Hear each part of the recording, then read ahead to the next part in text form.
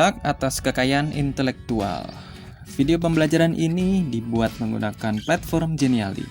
Untuk membuat platform Genially menjadi menarik, tonton terus channel Dedagung Sakti. Saya akan memberikan tutorial untuk kalian semua. Yang pertama kita akan membahas mengenai hak paten, yang kedua mengenai hak cipta, dan yang ketiga adalah hak kekayaan industri. Kita mulai dari hak paten. Apa itu hak paten? Hak paten menurut Undang-Undang Hak Paten menurut Nomor 14 Tahun 2001 adalah hak paten diberikan untuk penemuan yang memenuhi syarat kebaruan, mengandung langkah inventif, dan dapat diterapkan dalam industri selama 20 tahun. Kemudian subjek hak paten itu siapa saja sih? Menurut pasal 10 Undang-Undang Nomor 14 Tahun 2001 menyatakan bahwa yang berhak memperoleh paten adalah inventor atau yang menerima lebih lanjut hak inventor yang bersangkutan. Jika invensi dihasilkan bersama-sama, berarti hak invensi tersebut dimiliki bersama-sama pula.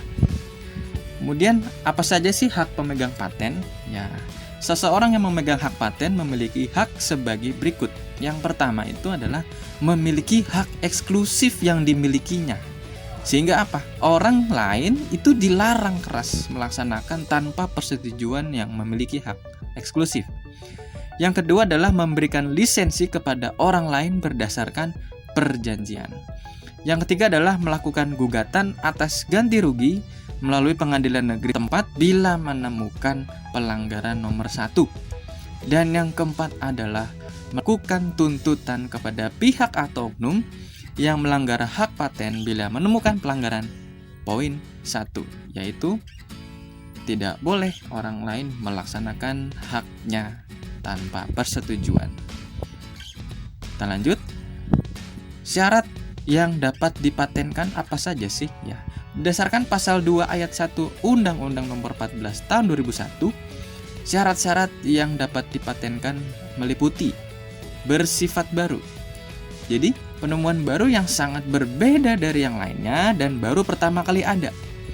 Penemuan ini juga perlu dibuktikan apakah sudah diumumkan atau belum, baik di Indonesia maupun di luar negeri. Kemudian yang kedua, mengandung langkah inventif.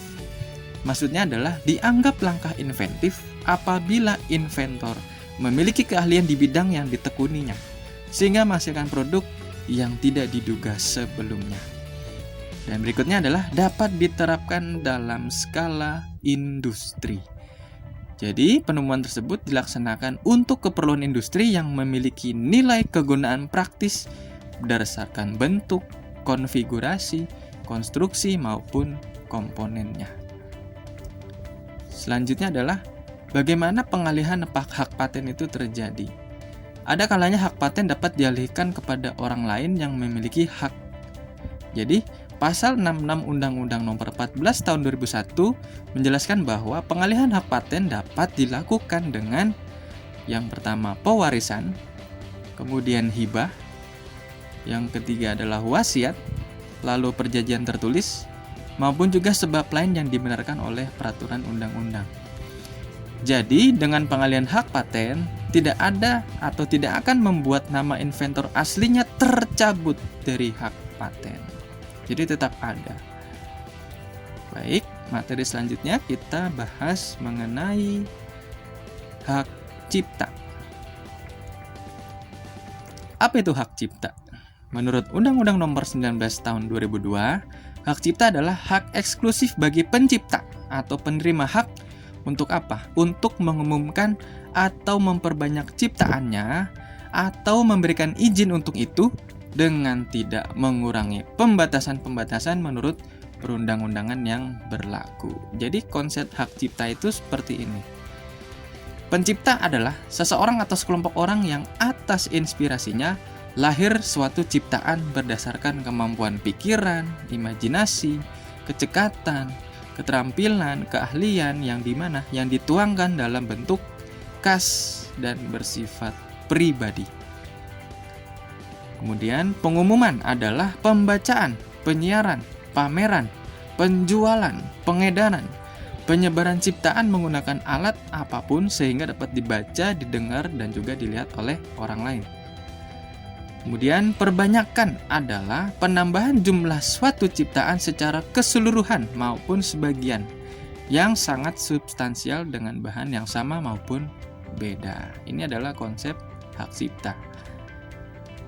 Berikutnya adalah ciptaan yang dilindungi. Apa saja sih ciptaan yang dilindungi?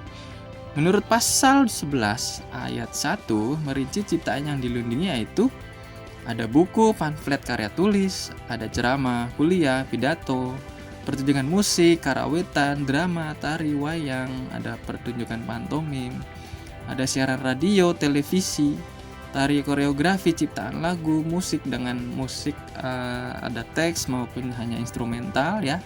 Ada juga rekaman suara ataupun bunyi. Kemudian ada seni lukis, pahat, patung, kaligrafi, seni batik, arsitektur, peta, sinematografi, fotografi, dan juga program komputer, terjemahan, tafsiran, dan juga saduran. Ini adalah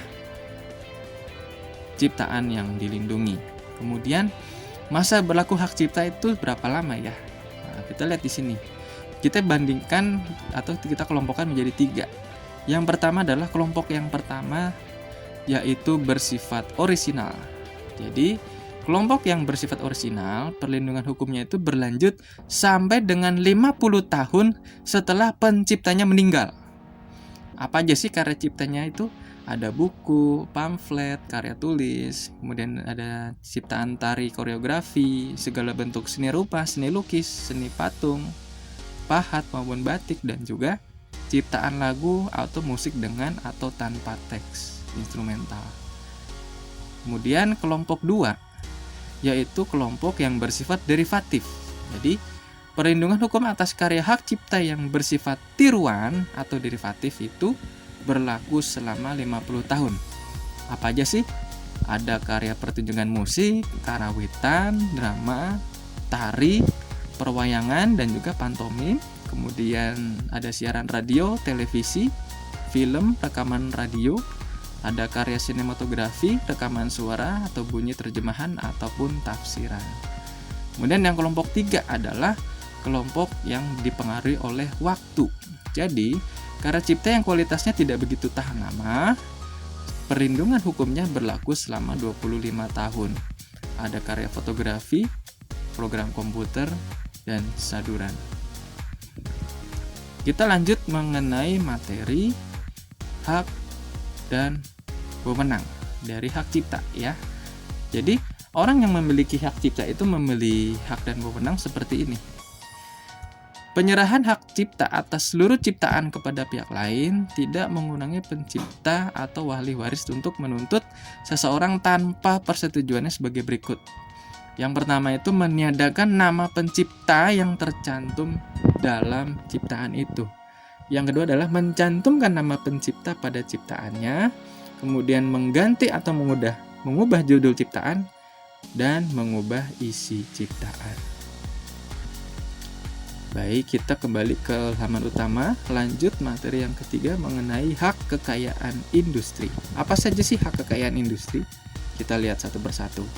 Ada hak paten, hak merek, hak industrial design, rahasia dagang, indikasi geografi, desain tata letak sirkuit terpadu, dan perlindungan varietas tanaman. Kita mulai dari hak paten. Apa itu hak paten? Jadi, merupakan hak khusus yang diberikan negara kepada penemu di bidang teknologi untuk jangka waktu tertentu dengan melaksanakan sendiri penemuannya atau memberikan persetujuan kepada orang lain untuk melaksanakannya.